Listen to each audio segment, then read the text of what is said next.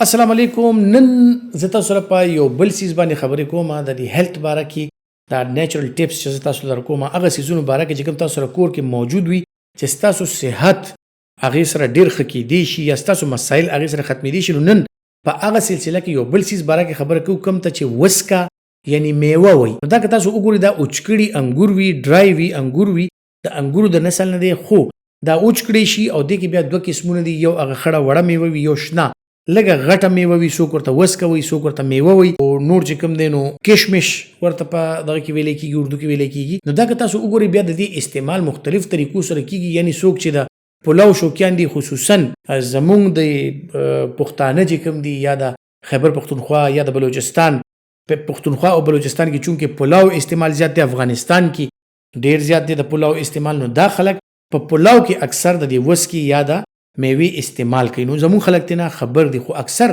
ډیر خلک د دې د استعمال نه خبر.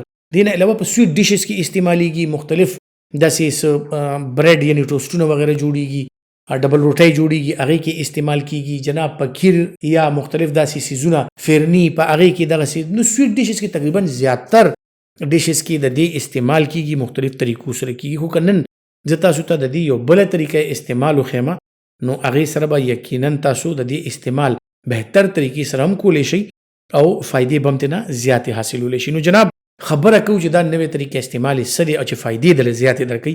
نو هغه دا دی چې که تاسو مختلف قسم کاوې مونږ څکو، د یعنی د ادرکو کاوه څوک څکي، څوک چې کوم دی نو دغسې د کاږه یعنی سونف، څوک د زیرې کاوه څکي، څوک چې کوم دی دغسې لیمن ګراس یا د کاوې چې کومې پتې وي د هغې کاوه استعمالوي. همدغسې دا اوبه که مونږ واخلو او په دې کې یعنی یوازې ریزنز یا دا میوه نه، دې سره تاسو کجوره هم استعمالولی شئ، چواره، خاص کر چواره هم ورسره استعمالولی شئ چې د هغې هم تقریبا دقسې فایدې دي. نو دا ډرای فروټس دي، دا که تاسو لږې اوبه والي او په هغې کې واچوئ او هغې کې وخوټ کوئ، څه قهوه ترې جوړه کوئ او که نه همداسې خوټکولو نه بغیر دغه اوبو کې واچوئ تاسو دا کیدئ.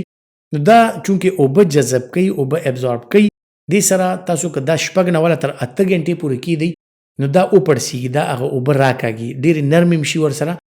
بیا که تاسو دغه اوبه دې نه دغه میوه یا وسکه دا ترې روباسئ، دغه همداسې وخورئ په نهره باندې، نو ستاسو د خوراک هغه حاجت چې کوم دی پوره شي. تاسو ته پکې زبردست مقدار کې دې کې تاسو ته مختلف سیزونه میلو شي، کوم کې چې نمکیات هم شته، اوبه هم پکې ښه ډېرې شي، ورسره چې کوم دی وایټامنز هم شته، خصوصا وایټامن ای، وایټامن سی، وایټامن ډي، وایټامن ای دا پکې ښه ډېر دي. نو وایټامن ای یو انټي اکسیډنټ دی، همیشه به مو ځوان ساتي. وایټامن سی ستاسو د وینې لپاره، ستاسو د سکن لپاره، ستاسو د ویښتو لپاره زبردست سیز دی. وایټامن ای د نظر لپاره جناب چا چې د چشمې چولې وي، نظر یې بیا هم ګډوډ وي، نظر کمزورتیا راځي، عمر سره راځي، نو که هغې د داسې څیزونو استعمال کوي لکه ګازره شوله، دغه میوه شوله، د دې استعمال چې کوي چې پکې وایټامن ای ډېر زیات وي نو هغې سره یقینا ښه وي.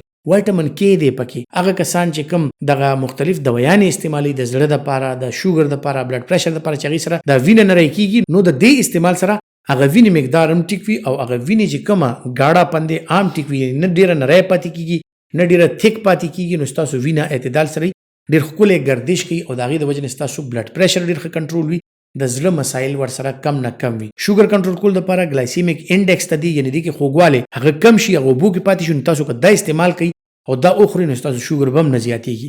نمکیات پکې ښه ډېر دي، دې کې زنک شته، دې کې پوټاشیم ښه ډېر دی. نو چاته چې دا د پټو مسلې وي، چاته چې دا د جوړونو مسلې وي، هغه خلک دا بالکل استعمالولی شي. نو د هغې د پټو کمزورتیا، د جوړونو مسلې او د هډوکو دردونه دا ورسره ډېر ښه وي. بیا جناب د ټولو نه اهم څیز ته راځو چې هغه زموږ هاضمه ده، هاضمه ورسره بهترین وي.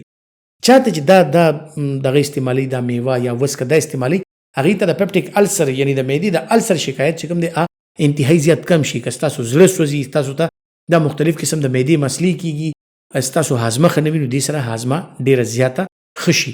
بل جناب دې کې څنګه چې ما وویل چې انټي اکسیډنټس دي پکې، مختلف سیزونه دي پکې، نو دې سره تاسو که دا وخورئ تاسو ته انرژي حاصله شي. که څوک شوګر بلډ پریشر کنټرول کول غواړي او ورسره کنټرول پاتې کېږي، وزن کمولو دپاره زبردست چیز دی.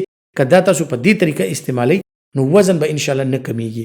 بیا جناب راځو زموږ نروز، زمونږ چې اعصابي کم صحت دی هغې دپاره انتهایی بهترین چیز دی.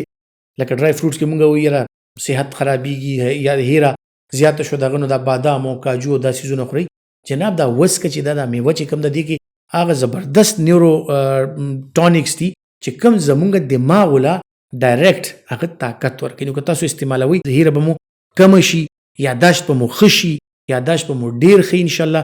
خپلو ماشومانو لکه تاسو ورکوئ نو هغه چې کوم ذهني طور په سبق کې کمزوري دي د هغې یاداشت ورسره ښه شي. خپلو مشرانو لکه ورکوئ د هغې چې کومه هیرې والا پروسس زیاتېږي آب ورسره کم شي، نو د دې ډېرې زیاتې فایدې دي. بیا جناب پاتې شو دا خو تاسو استعمال کوئ، په دې طریقې هم استعمالولی شي، په خپل سویټ ډشز کې، په خپل پلاو کې، خپل پخلو کې دې کې هم استعمالولی شي. اوس به یو خبره را یاد کړو چې د ویډیو سټارټ کې ما ویلي چې جناب دا تاسو اوبو کې واچوئ، دغه اوبو کې چې کوم دی نو دا دغه اوبه جذب کړي او دا پکې خوري نه شي، تاسو یې وخورئ، هغه اوبو سره څه وکړو. نو اوس راځو جناب هغه اوبو طرف ته. دا کم څیزونه چې درته ما یاد کړل دا هغه اوبو کې هم شامل شي، او هغه اوبه چې کوم دی نو هغې نه هغه اوس عام اوبه نه دي، هغه یو د طاقت دوایي ده. نو دا ترخې د طاقت دوایانې چې تاسو خپله خورئ او خپلو ماشومانو له یې ورکوئ نو هغې نه دغه اوبه که تاسو ماشومانو له ورکوئ نو یو خو یو شربت شو، ذایقه یې ښه ده، ستاسو ماشومان هم په شوق وڅکي، تاسو هم په شوق وڅکئ. دویمه خبره دا ده چې هغې سره تقریبا دغه د ماشومانو اولګه دا ورسره ډېره زیاته ښه شي، کوم د هغې د صحت مسلې چې دي هغه ورسره ډېر زیات ښه شي. او د ټولو نه اهم خبره دا ده چې ماشومان اوبه نه څکي، دا لوی خلک اوبه نه څکي، زموږ موسم اکثر ګرم وي، نو دې سره ستاسو تنده هم ماته شي، د اوبو ضروریات هم پوره شي، ستاسو د بدن ډیهایډریشن چې دغه اوبو سره هغه هم ښه شي. او اوس راځم جناب یو اهم خبرې ته چاته چې د ګردې مسایل دي، نو دغه خلک که د دې اوبو استعمال کوي د هغې د ګردې مسلې ورسره ختمېدی شي، د ګردې شګې، د ګردې کاڼي، دغه څیزونه. او څوک چې ګردې کمزوري دي د هغې بلډ پریشر زیات دي، بلډ پریشر هم نارمل ته راتلی شي، الکترولایټ امبیلنس ورسره چې کوم وي، یعنې زموږ وجود کې د نمکیاتو چې کوم کمی به شي د آ ورسره کمېدی شي. نو که تاسو د عام اوبو په ځای دغه د میوه یا وسکه چې کوم اوبو کې اچولې وه یو ګیلاس کې یا هغې نه لږ زیات یو جام اوبو کې، نو تاسو خوراک هم وکړو او اوبه هم که ورپسې دغه وڅکئ یا هغې نه علاوه هم که دغه اوبه استعمال کوئ نو یقیني طور تاسو ته فایدې ډېرې زیاتې دي. یعنې ستاسو یاداشت، ستاسو نظر، ستاسو اورېدل، د پټو مسلې، د شوګر بلډ پریشر مسلې، ستاسو د وینې مسلې، ستاسو د هاضمې مسلې، نو یو داسې سیسټم هم پاتې نه شو په بدن کې چې کوم دا څیز به هغې له فایده نه ورکوي. یقینا ټول سیسټمز کې چې کوم دی دا به فایدې درکوي. خپل ډېر خیال ساتئ او دا ویډیو چې کوم دا لایک ضرور کوئ، شیر ضرور کوئ، او انشاءالله دا بیل والا چې کومه بټن ده دا لږه ووهئ چې دا چینل کله تاسو سبسکرایب کړئ چې کومه نوې ویډیو راځي انشاءالله تاسو ته به نیغ په نیغه میلاویږي. خپل ډېر خیال ساتئ. الله پامان.